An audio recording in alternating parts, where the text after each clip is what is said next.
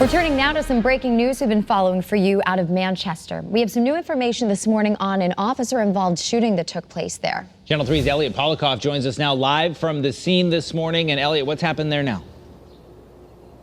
Yeah, Eric and Nicole, still an active scene after last night's officer-involved shooting. We're outside the suspect's mother's house at 181 Oak Street in Manchester. You can take a look behind me. There is still a heavy police presence. The entire block is closed off. There's even a Capital Region Emergency Services trailer a little ways down the road there. I don't know if you can see it right there. The font is pretty small. But basically what we know now is that the male suspect allegedly broke his parole, and that ultimately led to him being shot and killed by 4 officers. Things really started to escalate at 7:30 p.m. last night. The Department of Corrections, or DOC, Fugitive Parole Unit went to the suspect's home with an active warrant for his arrest. And when they arrived and tried to serve the warrant, the suspect began to yell several times inside. He said he'd begin shooting if the officers tried to take him in.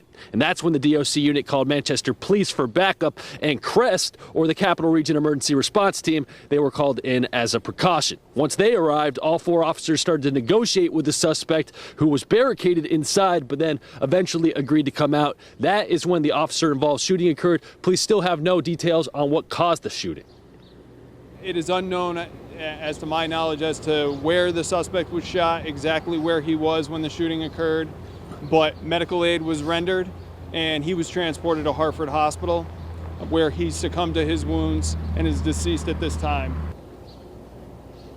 I reached out to Manchester Police for more information on the name of the suspect, but they had nothing new to report besides saying that the case is now in the hands of the Chief State Attorney and the Western District Major Crimes Unit. And as for the suspect's family, they were escorted away from the house before the whole confrontation took place between the police and the suspect. So only the suspect was there when that went down. We'll try to have more information, more new information, and when we get that, we'll be sure to update on Channel 3 Eyewitness News throughout the day. But for now, live at Manchester, Elliot Polikoff, Channel 3 Eyewitness News.